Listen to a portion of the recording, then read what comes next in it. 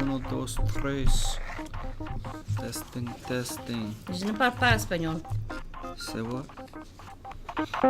Hi, Mrs. Grandy here, and I'm here with Mr. Heme. We're going to talk a little bit about a side hustle of his that you might not know about.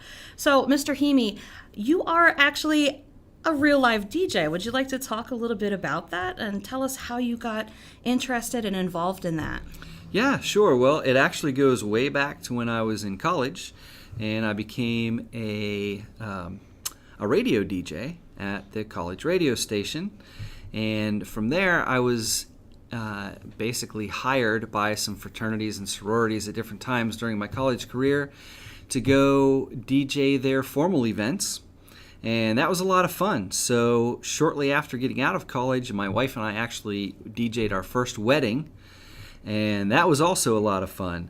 So we just got a kick out of putting together playlists of things that people could dance to and thinking about how to keep the energy moving on the dance floor and then bringing it down for some nice romantic slow dances, because it is a wedding after all. And so we kind of got away from doing that for a long time. And recently we started getting back into it. And kind of the impetus for that was one of the young people in my life that was involved in the church that I belonged to was getting married, and she and her husband didn't have much money at all, and they were looking for ways to save money but still have a nice little wedding for themselves. And I said, well, she was looking for a DJ, and I said, well, hey, I can DJ for you. She's like, really? I'm like, yeah. She's like, how much would you charge me? I'm like, it's your wedding gift. And she was like, oh, thank you. So we got to DJ her wedding, and of course, it was a lot of fun. And so yeah, that's kind of how we kicked it off. So now we're going to start trying to build an actual business out of it this summer. A new side hustle. Thanks for sharing that, Mr. Heme. That's awesome. I'm curious, though, was there anything that you had to do on your own to learn all of this equipment and stuff like that to be a DJ? I mean, I don't even know where I would start with that. Well, I grew up as a musician, and when I was in high school, I had a little keyboard, so I knew a little bit about audio and things like that. And my interest really, when I went to college, was to become an audio engineer. And so I would read about audio engineering things and look at stories about my favorite artists and what they were doing in the studio and stuff like that. But in college, I also was a member of the communications department with an emphasis in broadcasting, which covered television and audio. So while I was in college DJing at the radio station and learning all of the equipment in the radio booth, I was also taking classes that taught me about broadcasting and about articulation of the voice and all those sorts of things. So I do have a background in all the things you would need basically to do audio production work.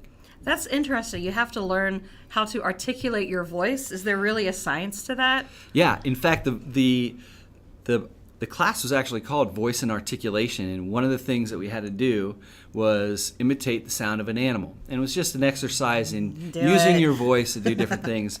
And, I grew up out in the country, and I didn't grow up necessarily on a farm, but we did raise some livestock. We raised chickens in the summer, and in the winter we raised pigs. And it was kind of like a family thing. Even though they were raised on our property, like the whole family was involved in buying feed for the animals and we all did the butchering ourselves. And so I have this intimate experience with the butchering of pigs. So that's the noise that I chose to make. Young viewers may want to tune out. It's a little bit graphic. This is what it sounded like if you were in my class that day.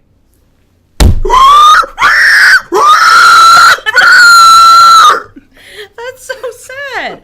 It really is. I had a somewhat macabre upbringing. So thank you for sharing that. Sure. That's I hope no one's eating lunch while listening to this. Yeah. All right. A little rough.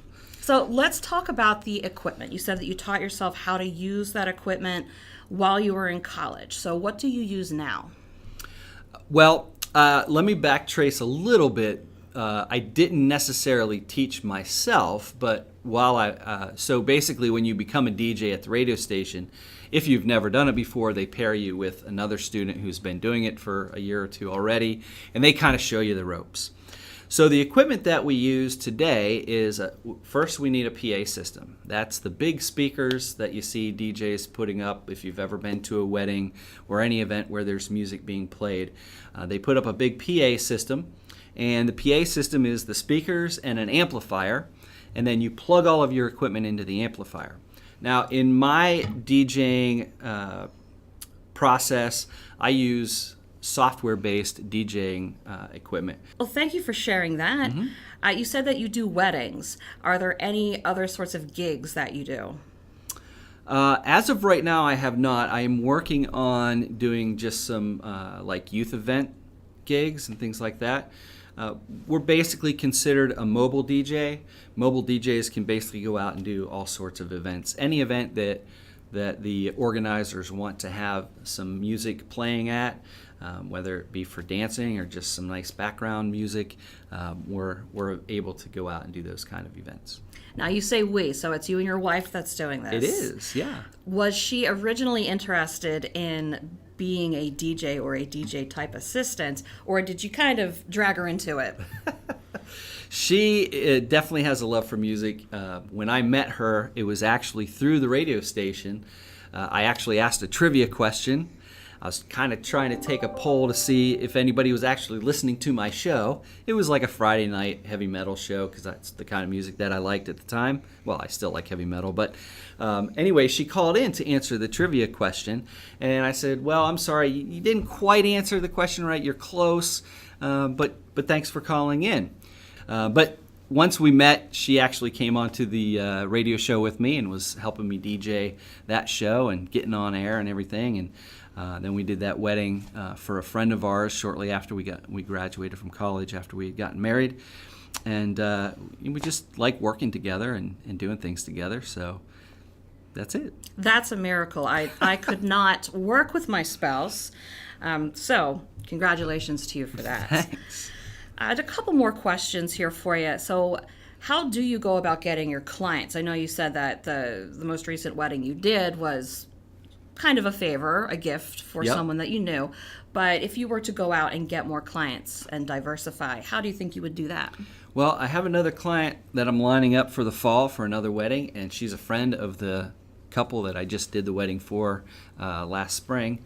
So it's a lot of word of mouth, but we're also building a website right now. We're having a logo created for Heme Productions, and actually Miss Reniger is actually developing our logo for us. That's fantastic. Yeah, so hopefully between the website and as we get more clients, more word gets out, and of course we'll be all over the socials, pushing it out there to people that we know, trying to get gigs. And what my plan is to video some of our gigs while we're there, and use that to promote our production company. That's fantastic. Yeah. I know Miss Renner, she's actually teaching, and this is a shameless plug, teaching a graphic design course as an elective. So students, you might want to jump on that. Limited seats for that one. Ooh. And I guess, well, how often do you DJ? Just another quick question for you. Well, clearly, if you've been paying attention to this interview, Right. this conversation, it's only been once in the last, I don't know, 15, well, no, more than that, 22 years. But hopefully, by this time next year, I can say that it's been like 20 times, I hope. I hope for you as well. That it's a really interesting endeavor, an awesome side hustle. Is there anything else that you would like to share or encourage the students to try their own sort of a side hustle or DJ experience? Well, there's lots of great software out there. In fact, one of the things that we also carry with us equipment-wise is an iPad. And there's an app called DJ. It's DJAY. And it can actually play music from your iTunes playlist on your iPad or from Spotify if you have a Spotify account. And it's really great because it allows us to take requests. And if they ask for something that we don't happen to have in our library, we can play it right off of the iPad because we have the iPad plugged into the PA system as well. So if you want to check out DJing, look for DJ or similar software if you have an iPad or an iPhone. So definitely if you want to try your hand at DJing, grab one of those apps and start spinning. That's great advice. Unfortunately, students, you cannot download those sorts of programs onto your school-issued laptop, so please don't ask. But Mr. Heme, thank you so much for your time. It's been an absolute pleasure getting to know a little bit more about that. Yeah, mine as well. Thank you. Cool. So I'll turn it back to Miss Renner for the conclusion of your CCR class. Thanks again. You're welcome.